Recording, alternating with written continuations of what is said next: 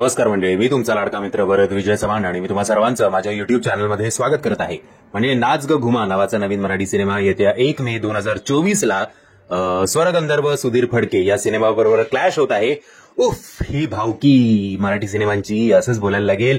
क्लॅशवर clash म्हणजे आता I think कधी आपल्या ईदच्या वेळेला 10 तारखेला होते ना ईद का 10 का 11ला, तेव्हा 2 हिंदी सिनेमे रिलीज झाले, मैदान आणि आपला बडे मियां छोटे मियां.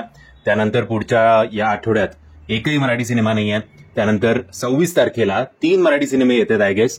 जुनं फर्निचर, लेक असावी अशी आणि नाव विसरलो मी, संघर्ष योद्धा काय तो, असे 3 सिनेमे.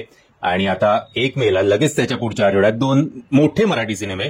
कारण हा पण सिनेमा नो डाऊट बायकांची गर्दी सिनेमागृहात खेचू शकतो. बायकांना आपलेसे वाटणारे प्रॉब्लेम्स या सिनेमामध्ये आहेत.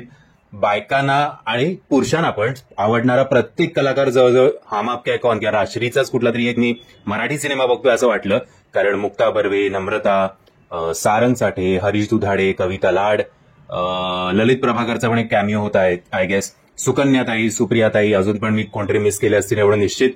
सो एवढी मोठी स्टारकास्ट आणि बायकांना दररोज जे प्रॉब्लेम्स फेस करायला लागतात त्याच्या अवतीभोवती फिरणारा हा सिनेमा.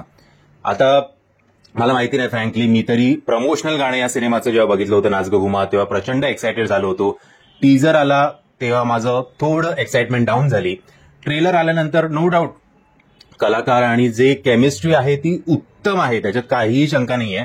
पण मला का माहिती नाही असं वाटतंय की भाडीबाच्या चॅनलची एखादी वेबसिरीज मोठ्या पडद्यावर बघायला मिळणार आहे. अशा टाईपचं ट्रीटमेंट या सिनेमाच्या अवतीभोवती दिल्या गेलंय. का कोणास ठाऊक फक्त 4 भिंतींमध्ये हा सिनेमा घडणार आहे. सो माहिती नाही यार, काहीतरी असं मिसिंग वाटतंय.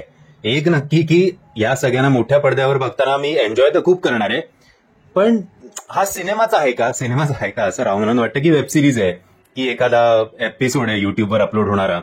असं खूप काहीतरी एकदम down to earth simple treatment सिनेमाला दिलेली आहे.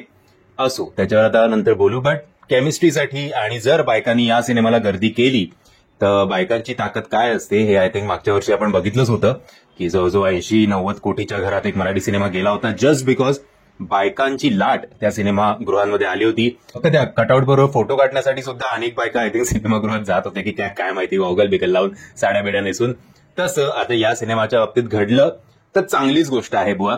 आणि नो डाऊट मला तरी या ओव्हरऑल ट्रेलरमध्ये मुक्ता बर्वे खाऊन टाकणारे सगळ्यांना असं वाटतंय.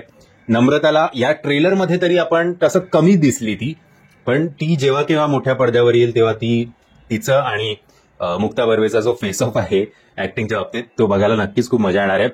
सारंग साठेंना बघून मला नाना पाटेकरांचा एक डायलॉग आठवला. तो डायलॉग म्हणजे कंट्रोल उदय कंट्रोल. म्हणजे ठीक आहे, आता त्याचं ते कॅरेक्टर कसं झालं असेल किंवा कदाचित आपण अख्खा सिनेमा एका फ्लोमध्ये बघू तेव्हा त्याचं ते वागणं चालून जाईल. पण आता असं वाटतंय की बाकी सगळे एवढे नॅचरल करतायत, हा कशाला पॉपकॉर्न सारखं एवढा फुदकतोय बुवा. एनिवेज, ते मी मगाशी म्हटल्याप्रमाणे की सिनेमा बघितल्यानंतर त्या गोष्टी एवढ्या खटकणार नाहीत.